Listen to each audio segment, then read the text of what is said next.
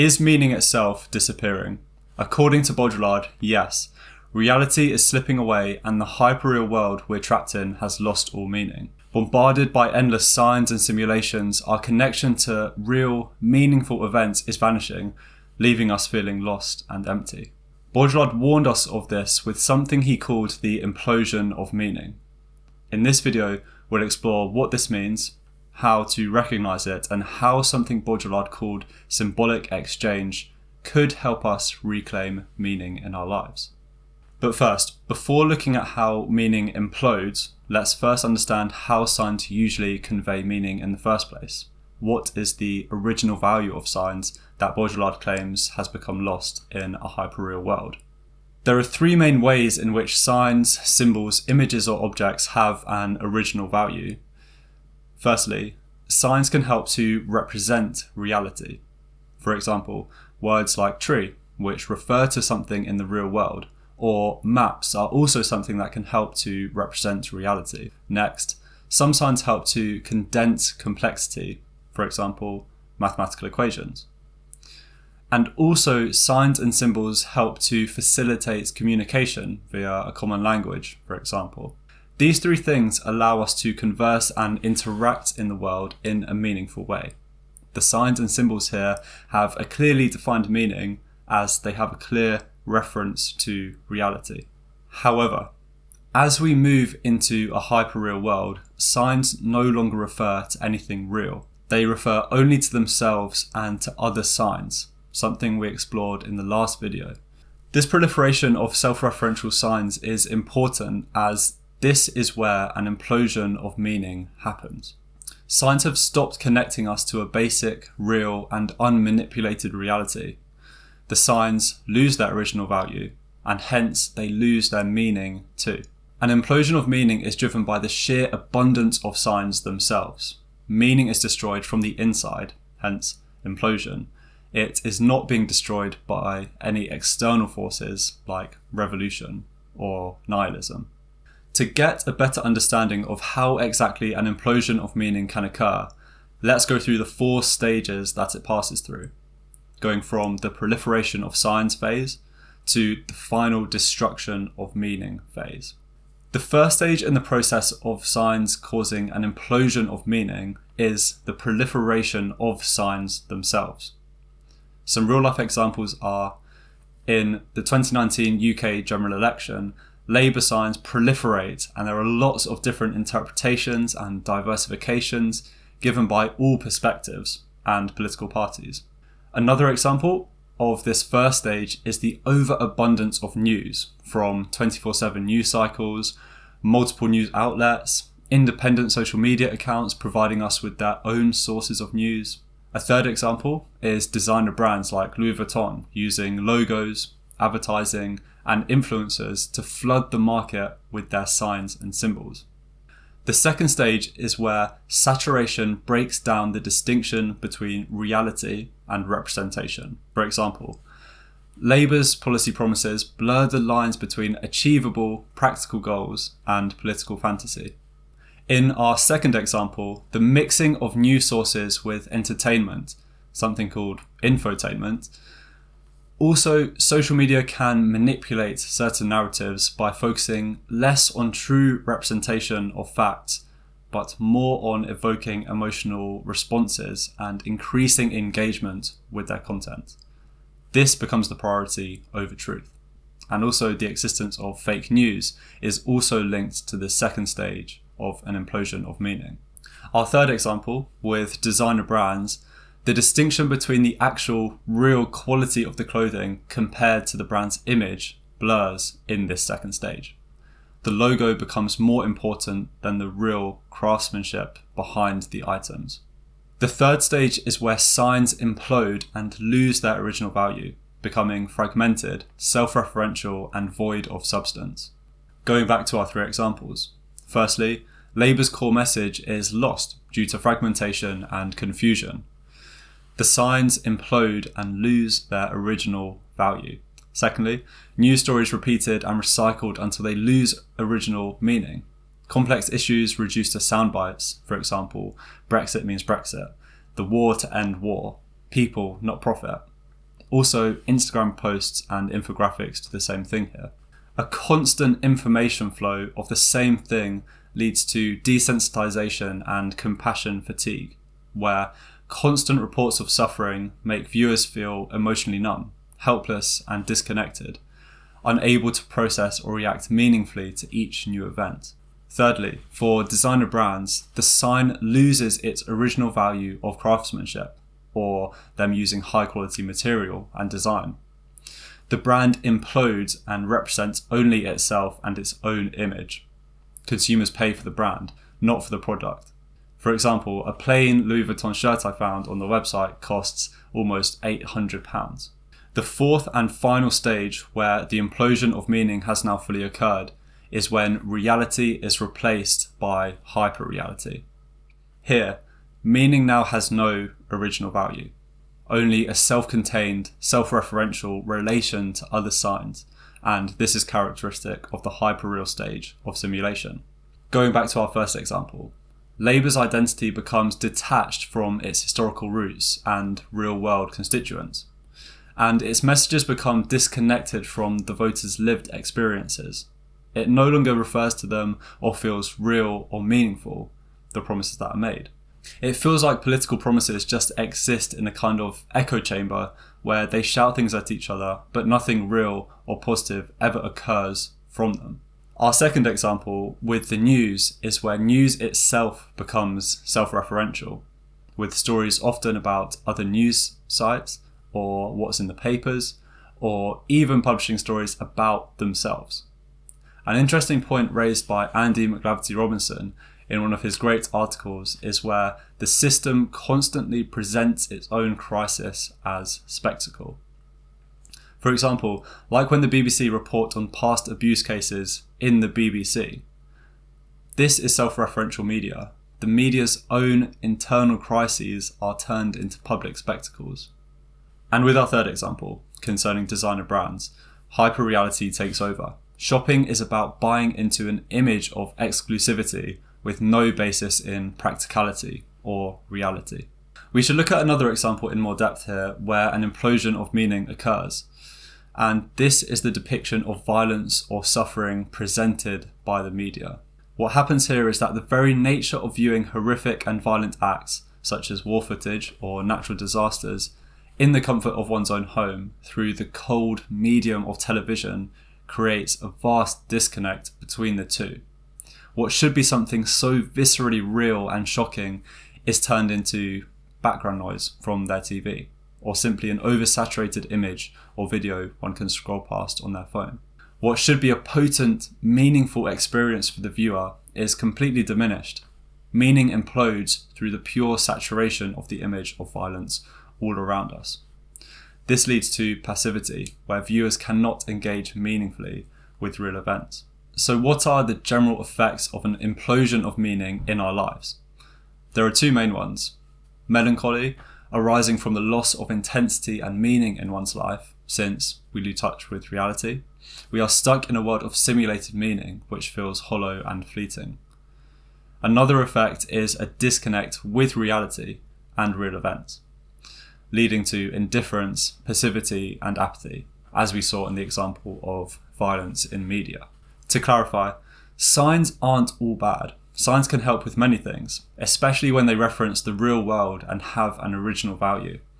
But there is a risk of them becoming hyperreal, and it is here where meaning can implode, and it can have terrible individual, social, and moral effects. So we've seen that meaning implodes under hyperreality and its density of signs. But Baudrillard presents an alternative way of living which is grounded in human relationships and reciprocity. This way of living that preserves meaning he calls symbolic exchange. We'll explore this idea more now and see how effective it could be as a cure to the implosion of meaning in our modern day. Symbolic exchange is a pre-capitalist mode of exchange focused on cultural values like ritual, reciprocity, honour, and social bonds, rather than capitalist forms of exchange, which are based on values of production, wealth, and accumulation.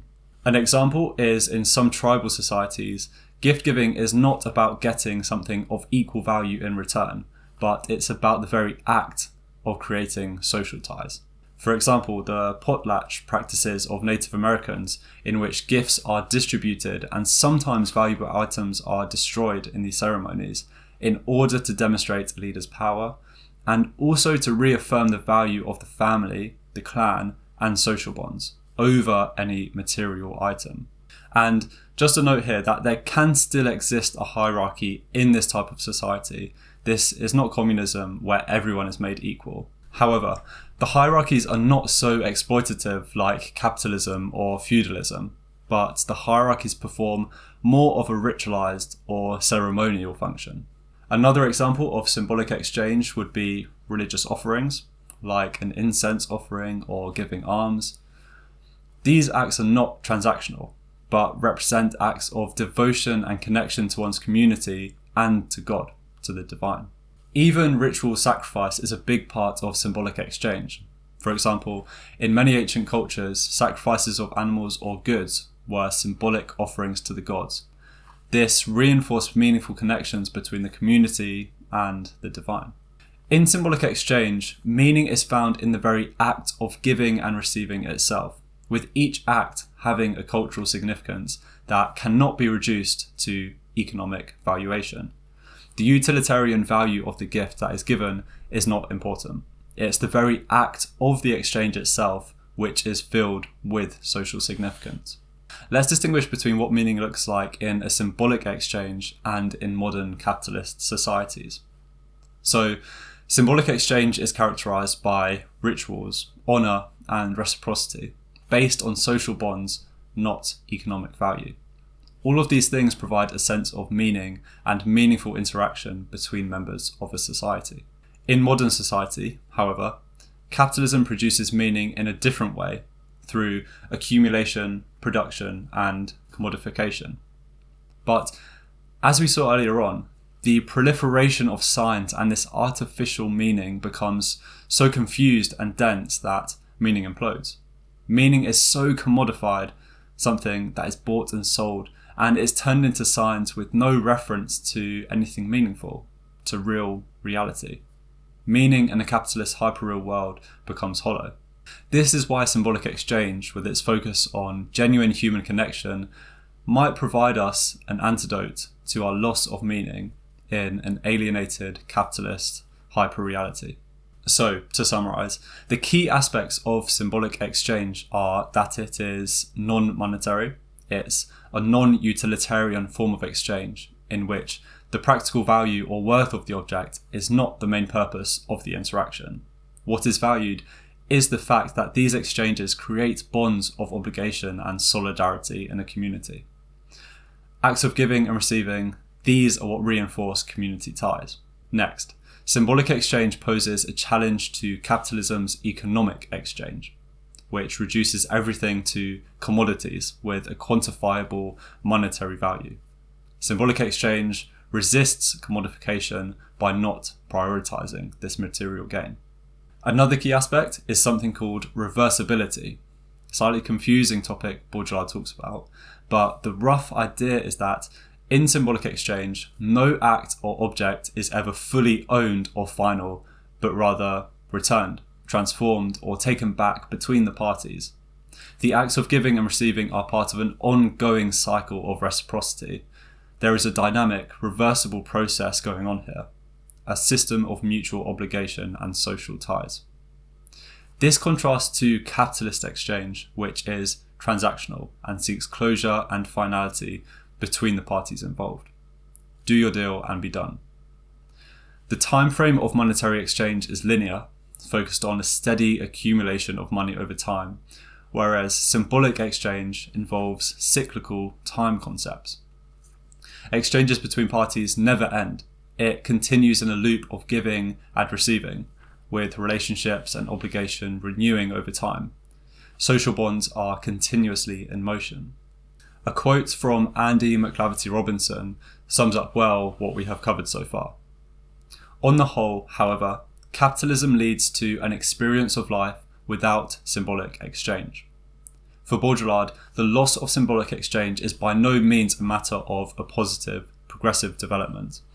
Rather, the loss of symbolic exchange has created a kind of primordial trauma in modern humans.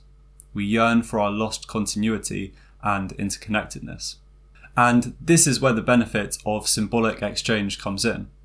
A benefit of symbolic exchange is that it connects people, unlike capitalism, which Baudrillard thinks alienates people from one another. Engaging with others in a personal way through ritual, reciprocity, and ceremony allows for human connection and shared cultural values.